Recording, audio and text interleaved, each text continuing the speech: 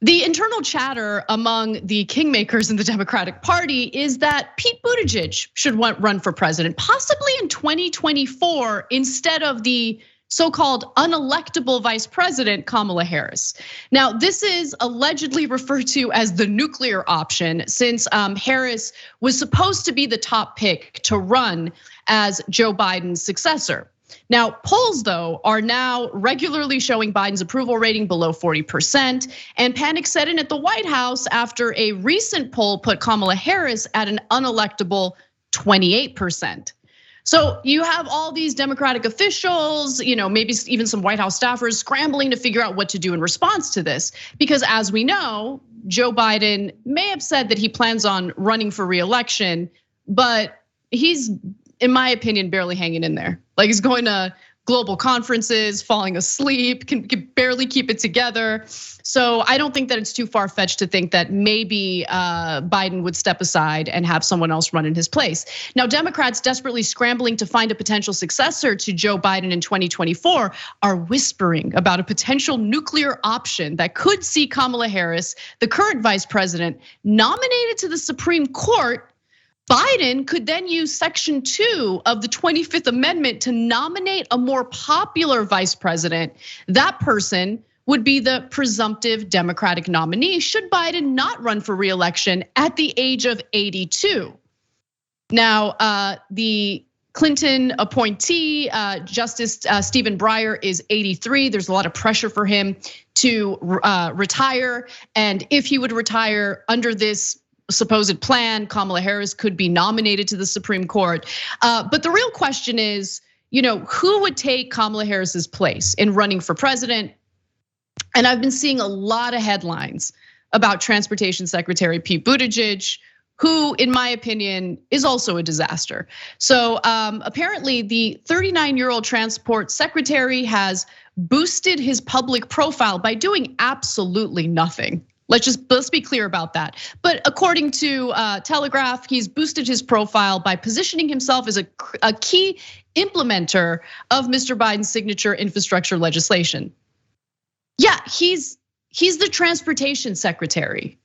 That's what the transportation secretary would be responsible for carrying out bipartisan infrastructure legislation that was passed by Congress. Like, why are we, first of all, why are we giving him props before he's done a damn thing? He hasn't done a damn thing, nothing. But Buttigieg has done nothing. Congress passed a corporate handout bill, and he will now be in charge of implementing the corporate handout bill. But the way that he's being reported about in the press is like, he's really boosted his profile by doing absolutely nothing. But we're gonna pretend like he's done a lot because Democrats are desperate and Kamala Harris is very unpopular. It's amazing. Cenk. Yeah, so the donor primaries started early this time around because the donors actually pick the Democratic candidate the overwhelming majority of the time. So when you see all these stories, it's usually donors that are leaking and starting this soap opera among the Democrats. And it was the donors who picked Kamala Harris to be VP in the first place. And then when they put Buttigieg as transportation secretary, I knew at that moment that they were always planning to pass some corporate version of the infrastructure bill, because Buttigieg is their rising star for the donors. They love him. But by the way, they previously loved Kamala Harris. They're not frustrated about her politics or her policy at all. The only thing they're frustrated at is, in their view, her incompetence and her inability to execute the corporate strategies that they want. Understand, this is amazing. Politico doesn't note it. None of the mainstream media articles note it. But there's absolutely no difference between Kamala Harris and Pete Buttigieg on policy. Zero, none. So this conversation is all about who do we think is the better face for marketing the corporate agenda. Well, it could be Kamala Harris. She's, it's perfect for identity politics. She's black, she's a woman, she's even Asian. My God, this is a donor's dream. And she'll do anything we tell her to do. On the other hand, Buttigieg, rising star, worked at corporate America already. It will do anything for donors, maybe even more than Kamala Harris, and he's gay, and we'll put him on an infrastructure. We know we're gonna pass the infrastructure bill and almost nothing else. That'll prime him. And then if we need him and Kamala's having issues or Biden's having issues, we'll call him out of the bullpen. Well, they're going to the bullpen in like the third inning. That's what this story's about. And there's no real voters that are like, oh my God, maybe it should be Buttigieg in 24. None of these quotes are about voters at all or about policy at all. This is just a popularity contest among the donors in Washington. And look, a popularity contest is a part of politics, right? But it shouldn't be the only part in deciding which candidate should go out there and represent the Democratic Party, run for president.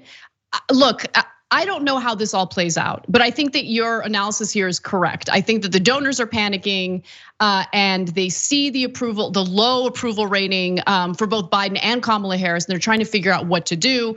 Buttigieg has always been a corporate darling, a corporate favorite. Politico reports that someone who has direct knowledge of these conversations said no one in the West Wing shut that down. Okay, it's very open, so it seems like this is something that the White House is privy to, and they're strategizing in regard to Biden's successor. And then there's some activity taking place with Buttigieg's PAC. So the Political Action Committee he formed in the aftermath of his presidential race, Win the Era, is mostly keeping quiet, but the website remains up and has been organizing occasional events. Let me decode that for you. Fundraising events, including one on November 15th. Former campaign aides Maxwell Nunez and Michael Halley have been helping keep it afloat, according to filings and disbursement reports. Neither of them responded to messages when they were reached out by Politico. And so, I just want everyone to envision what 2024 is gonna look like. If this actually goes the way that it's being reported in CNN, Politico, all these different outlets. If Donald Trump runs in 2024, imagine him just eating Buttigieg for dinner. Like not even dinner, a little snack, little nighttime snacky. Like, but what is Buttigieg? What has Buttigieg done in his career other than serve as a failed mayor of a small town in Indiana?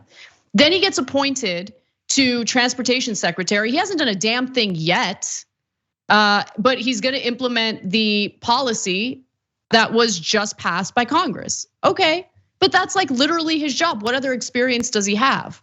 And what proof do we have that he's even someone who is appealing to Democratic voters and someone who actually would be strategic enough to beat someone like Donald Trump? I mean, the Democratic Party is a failed party and they continue failing. They don't know what to do because they would rather risk everything with a corporatist candidate than to actually maybe have a discussion, maybe take a look at what their voters, what their base actually wants, and maybe promote a candidate that would fulfill those needs. But they wouldn't want to do that because their corporate donors won't let them. Yeah, so there might be a silver lining in here, Anna, because they're opening the door for a primary in 24. Because normally the way that this works is either Biden runs and then everybody says you're a monster if you run against a Democratic incumbent. Oh, that's how Jimmy Carter laws, blah, blah, blah, blah, blah, blah. The usual stuff that they trot out. So a progressive would have no chance in 24 if Biden ran.